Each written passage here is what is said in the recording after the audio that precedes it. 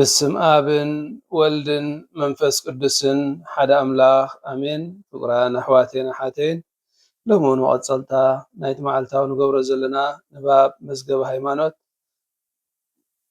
ካብ ቁፅሪ 934 ክሳብ 945 ክነንብብ ኢና። እዚ ክፍሊ እዚ ነቲ ዝተፈላለየ ናይ ፀዋዕታታት ዝረአናዮ ኣብ ዝተፈላለየ ክፋላት መዓልቲ ዝረአናዮ ናይ ፀዋዕታ ብሓፂሩ ዝገልፅ ክፍሊ እዩ።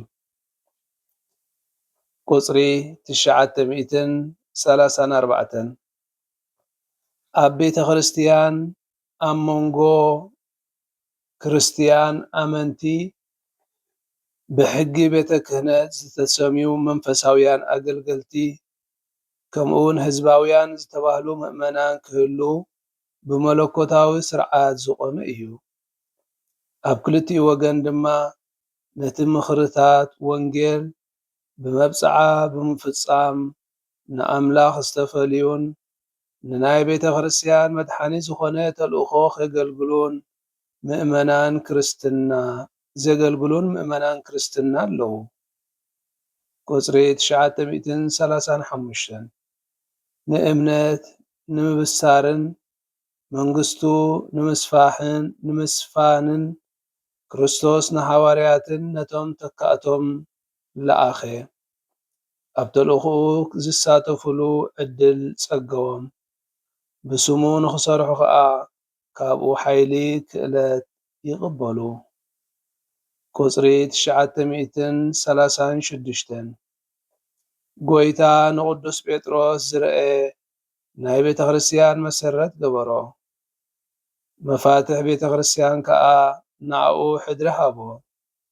እቲ ናይ ቤተ ክርስቲያን ሮማ ጳጳስ ንሶም ተካኢ ቅዱስ ጴጥሮስ ብምዃን ንናይቲ ድርገት ኣቡናት ርእሲ ኣብዚ ምድሪ እዚ ናይ ክርስቶስ ወኪልን ናይታ ኩላዊት እንተላዕለ ኩሉ ቤተ ክርስቲያን ጓሳን መራሒ እዮም።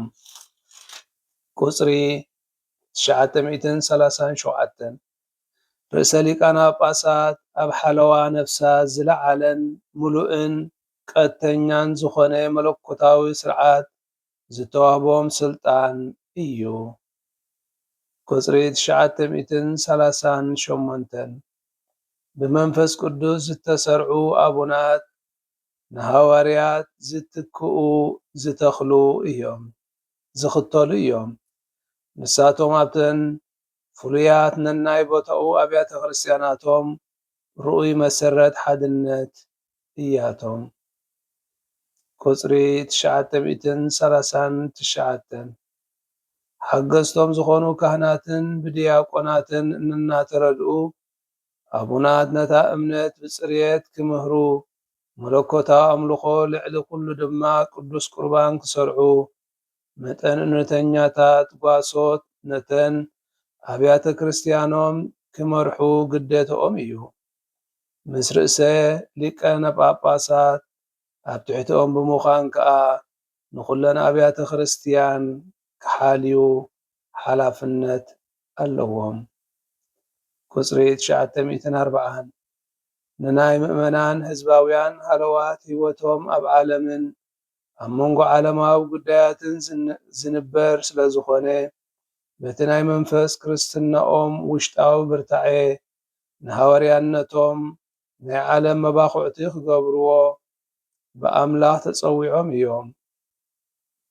ቁፅሪ 941 ምእመናን ህዝባውያን ኣብ ናይ ክርስቶስ ስልጣነ ክህነት ይሳተፉ እዮም። ካብ ዝኾነ ግዜ ብዝበለፀ ድማ ምስ ክርስቶስ ምውህሃድ ነቲ ናይ ጥምቀትን ሜሮንን ፀጋ ብኩሉ መዳያት ህይወቶም ውልቃዊ ይኹን ስድራ ቤታዊ ማሕበራዊ ይኹን ቤተ ክርስቲያናዊ ወገናት ህይወቶም ክገልፅዎን በዚ ከዓ ንኩሎም ዝተጠምቁ ንክዝቀረበሎም ፀዋዕታ ቅድስና ክፍፅሙ ይርከቡ።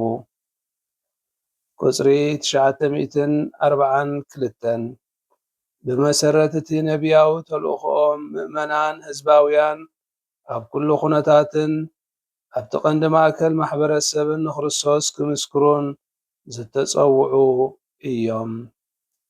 ቁጽሪ 943 ብመሰረቲ ንጉሳዊ ተልእኾኦም ምእመናን ህዝባውያን ነቲ ኣብኦምን ኣብ ዓለምን ዘሎ ግዝኣት ኃጢአት ብርእሰ ምናኔን ርእሰ ምግታእ ብቅድስና ህይወትን በንቂሮም ከልግስዎ ክእለት ዝተውህቦም እዮም። ቁጽሪ 944 እግዚአብሔር ናይ ዝተፈልየት ህይወት ዓይነተኛ ባህሪ በቲ ናይ ምኽርታት ወንጌል ድኽነትን ምናኔን ተዓቅቦን ንጽሕናን ተኣዝዞት ብጉሁድ መብጽዓ ብዝግለጽ ቤተ ክርስቲያን ብዘጽደቐቶ ስሩዕን ርጉእን ህይወት ዝንበር እዩ። ቁጽሪ 945 እቲ ድሮ ብጥምቀቱ ንኣምላኽ ዝተመደበ ሰብ ሕጂ ነቲ ልዕሊ ኩሉ ዘፍቅሮ ኣምላኹ ርእሱ ብምውፋይ ኣዝዩ ጽዑቕን ትጉህን ብዝኾነ ኣገባብ ኣብ ኣገልግሎት ኣምላኽን ንረብሓ ቤተ ክርስቲያንን ክሰርሕ ይርከብ። ፍቁራን ኣሕዋተይን ኣሓተይን እዚ ብሓፂሩ ዝብል ክፍሊ መዝገበ ሃይማኖት ነቲ ኣብ ዝሓለፈ ክፍልታት ዘንበብናዮ ዝተፈላለየ ዓይነት ፀዋዕታ ኣብ ቤተ ክርስቲያን ምህላው መሪሕነትን ሓላፍነትን ናይቲ እግዚኣብሔር ዝመደቦ ፀዋዕታታት እንታይ ምዃኑ ደረጅኡ ሓላፍነቱ ርክባቱን ፍልልያቱን እንታይ ምዃኑ እውን ዝገልጽ ኢና ርኢና። እዚ ሕፅር ብዝበለ እቲ ናይ ክልተ ክፍልታት ኣባላት ቤተ ክርስቲያን እንብሎ እቲ ቤተ ክህነትን እቲ ምእመናንን ክልቲኡ ብሕብረት ንቅድስና ኣብ ሓንቲ ቤተ ክርስቲያን ዝዓዪ ምዃኑ ዝገልጽ እዩ። ኣብ ክልቲኦም ወገናት ከዓ እቲ መብጽዓ ድኽነት ኮነ ንጽሕና ተኣዝዞ ንኣምላኽ ዝተወፈየ ሰባት ዝርከብሉ እቲ ናይ ፍሉይ ኣገልግሎት ፀዋዕታ ዝተቐበሉ ከምኡውን ክርስቶስ ንቤተ ክርስቲያን ንምምራሕን ቃል ንምዝርጋሕን ዝተፈላለዩ ኣገልግሎት ከም ዝመደቦም ዝገልጽ እዩ። ስለዚ ክልተ ነገር እዩ።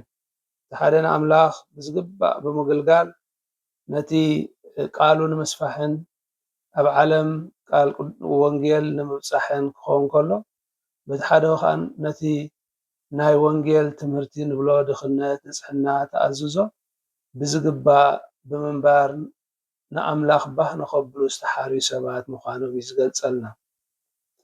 ቀፂሉ እቲ ናይ ርእሰ ሊቃነ ጳጳሳት ተካይ ቅዱስ ጴጥሮስ ወኪል ክርስቶስ ምዃኖም ንሶም ናብቲ ኣብ ኩሉ ዓለም ተዘርጊሓ ትርከብ ቤተ ክርስቲያን ጓሳን ሓላፍን ከም ዝኾኑ ላዕለዋይ ስልጣን ዘለዎም ኣቦ ምዃኖም እዚ ግና ነቶም ጳጳሳት ኣበይ ቦትኡ ዘለዉ እውን ተካእቲ ተኸተልቲ ናይ ቅዱስ ጴጥሮስ ናይ ርእሰ ሊቃነ ጳጳሳት ብምዃን ነቲ ናይ ቤተ ክርስቲያን ኣገልግሎትን ተልእኾትን ኣብ ፍጻሜ ዘብጽሑን ኣብ ነፍሲ ወከፍ ሰበኻ ርእሰ ጳርቅና ኾኑ ኮይኖም ከዓ ንህዝቢ እግዚኣብሔር ዝጓስዩን ዘገልግሉን ብሓላፍነት ዝመርሑን ምዃኖም ከዓ ስልጣን ምምራሕን ምምሃርን ከም ዝካፈሉ ኣብቲ ናይ ስልጣን ርእሰ ሊቃነ ጳጳሳት ናይ ምምራሕን ናይ ምምሃርን ሱታፌ ከም ዘለዎም ካህናትን ዲያቆናትን ከዓ ሓገዝቲ ጳጳሳት ተራዳእቲ ኮይኖም ንኽልቲኦም ከዓ ብዝበለፀ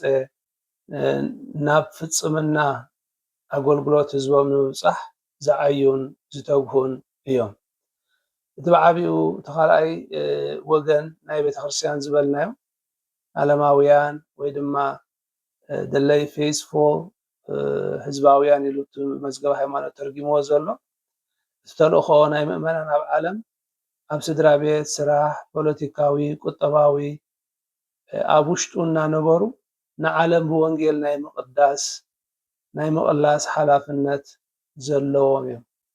ኣብ ዓለም እንከለዉ ግን ከዓ ዘይናይ ዓለም እቲ ተሳትፎኦም ከዓ ኣብቲ ናይ ክርስቶስ ክህነታዊ ብጸሎት መስዋዕትን ኣብቲ ነቢያዊ ቃል ናይ ክርስቶስ ቃል ኣምላኽ ብምስካር ከምኡ እውን ንጉሳዊ ንዓለም ካብ ሓጢአት ናፃ ናብ ጽድቂ ገጻ ከም ተምርሕ ብምግባር እዚ ስልጣን እዚ ዝተዋህቦም ስለ ዝኾኑ ኣብቲ ሰለስተ ፍሉይ ክህነታዊ ነቢያዊ ንጉሳዊ ባህርያት ናይ ክርስቶስ ይሳተፉ ማለት እዩ።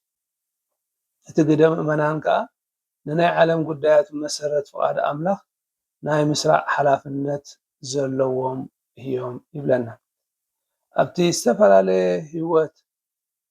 ዝተፈለየ ህይወት ዘለዎም ኣብ ዓለም ከለዉ ግን ከዓ ፍሉይ መለለይ ዘይብሎም ግን ከዓ መቐረት ናይ ዓለም ክኾኑ ዝተፀውዕ ዝበልናዮም ዓለማውያን ፅዋዓት ከዓ እዚ ህይወት እዚ እንታይ ብፍሉይ መንገዲ ንኣምላኽ ምውፋይ ኮይኑ ንቤተ ክርስቲያን ንምህናፅን ንተልእኮ ከዓ ንምስላጥን ዓብይ ግደ ዘለዎም ኣዋልድን ኣወዳትን ሕሩያት ሎሚ ሕቡኣት ኮይኖም ኣብ ዓለም ኮይኖም ዝሰርሑ ከም ዘለዉ ንዕኦም ዝገልፅ እዩ።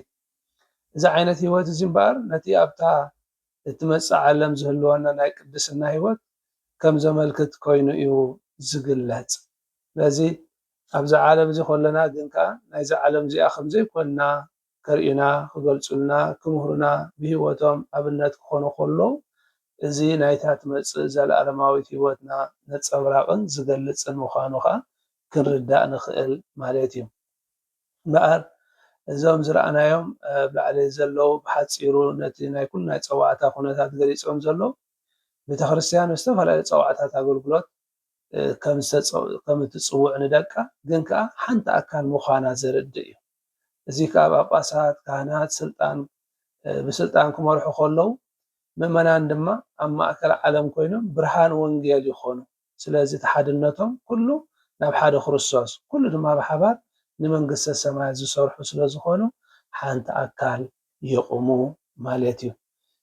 ስብሃት ንኣብን ንወልድን ንመንፈስ ቅዱስን ይኹን ጥንቲ ከም ዝነበረ ሕጂ ከዓ ንወትሩ ንዘለኣለም ዓለም ኣሜን። በስመ አብ ወወልድ መንፈስ ቅዱስ ሓደ ኣምላኽ ኣሜን።